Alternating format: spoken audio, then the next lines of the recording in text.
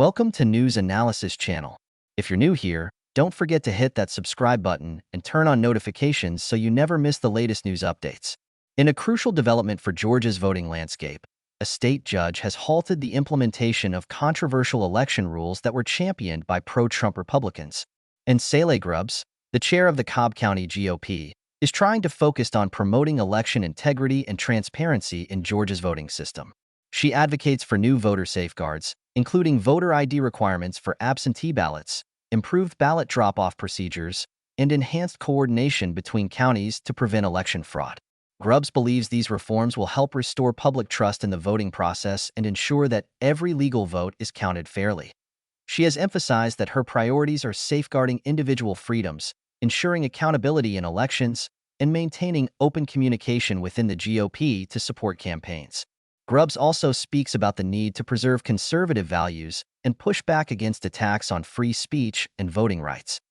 Well, we're working to change it with our election integrity efforts, which are going to make a huge difference, and then also getting out the low propensity Republican voters. There were a lot of things that, and we're not focusing on 2020 from the perspective of, it was like it's portrayed in some of the media where they say, oh, it was a stolen election and that kind of thing. But there are a lot of things that we've identified over the last 3.5 years that had they been different, it would have made a significant difference. We know with the admitted situation in Fulton County with over 3,000 votes being duplicately scanned, that we have stopgap measures in place, despite what is in the media about trying to delay certification. That has nothing to do with it. What we're saying is prior to certification, we just need to make sure that the number of voters who have checked in, who actually cast ballots, that the resulting number of ballots match. That's all we're saying. So that's a very important component. If these measures have been put in place, then there's a high likelihood that what happened in 2020, as far as the doubt, would have been accounted for already. So that's one aspect of it. And then the other aspect is, there's a lot of Republicans, like I was just at breakfast and, I have on the shirt about an initiative by our county commission about raising our sales tax for the next 30 years. And so it is engaging with people. I wear a t-shirt out and I engage with people out in the public to let them know what's going on in our county.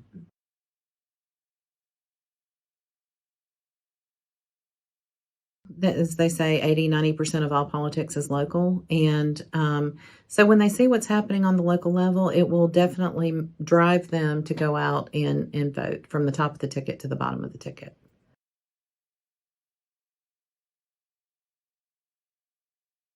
Well, in 2020, I think that there was still the concept that that the county party would leave everything up to the campaign to get things done.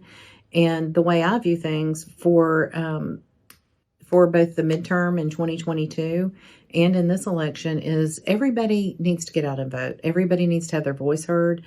Everybody needs to be concerned about election integrity. They need to know that when they cast the ballot, that their vote counts.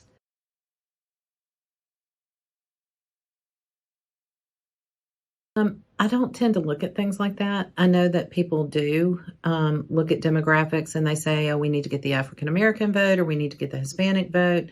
And of course, we know what those numbers are. We know that there are certain demographics that need to turn out. But the way I view it more is, particularly on the local level, is what's going on in your community and what are your values and what is your quality of life. And just translating the quality of life issue from the county level all the way to the national level. The federal level issues that are going on, like as you see in the news now, the ports issue, the strike, you see supply issues and things like that, all the way down to the local level from school quality. We have several key school board races. And so all of those things affect our day-to-day quality of life.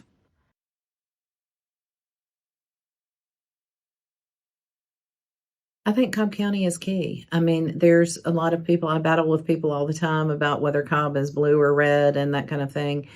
And the reality is that we do have some of the largest number of Republican voters in the state for our population. And so Cobb County is very key in this election. And We've got a lot of good, hardworking volunteers out there. Trump Force 47 is working hard. They've engaged a lot of people. And so I think that Cobb is really going to be significant.